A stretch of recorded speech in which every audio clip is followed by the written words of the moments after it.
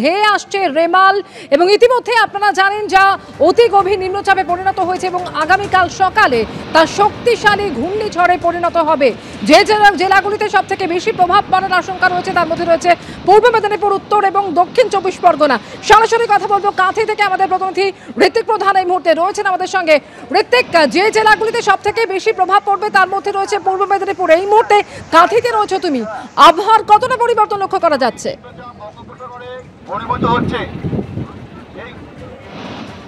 দেখো, সকাল থেকে কিন্তু ছিল একদম খটখটে রোদ, তারপরে ঠিক দুপুর যত গড়িয়েছে অর্থাৎ দুটোর পর থেকে কিন্তু আকাশের মুখ ক্রমেই ভার হয়েছে।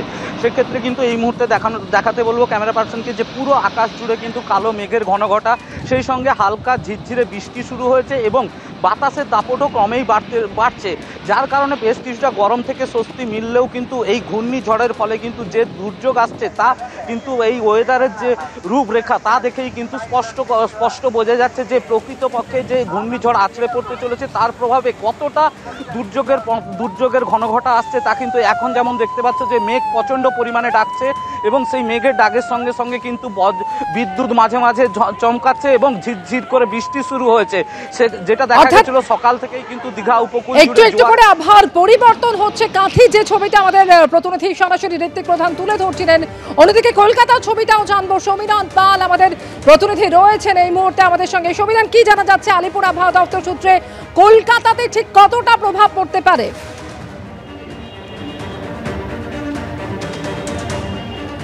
দেখো, রেমাল আছড়ে পড়বে রবিবার গভীর রাতে, আজ ভোর রাতে আছড়ে পড়ার কথা এবং সেই রেমাল এই মুহূর্তে সেই ঝড়ের গতিবেগ 17 কিলোমিটার থাকলেও সেটা 135 কিলোমিটার ঘন্টায় গতিবেগ হবে এবং সেটা সাগরদ্বীপ এবং বাংলাদেশের খেপুপাড়ার মাঝখানে রবিবার ভোর রাতে আছড়ে পড়বে। এবং যেটা জানা যাচ্ছে যে এর জেরে আগামীকাল থেকে পূর্ব মেদিনীপুর, বর্ধমান, হুগলি, নদিয়া এবং সমস্ত জায়গায় অতি ভারী বৃষ্টি হবে এবং কলকাতা, 24 পরগনা, পশ্চিম মেদিনীপুর এবং পূর্ব বর্ধমানে ভারী বৃষ্টির পূর্বাভাস রয়েছে।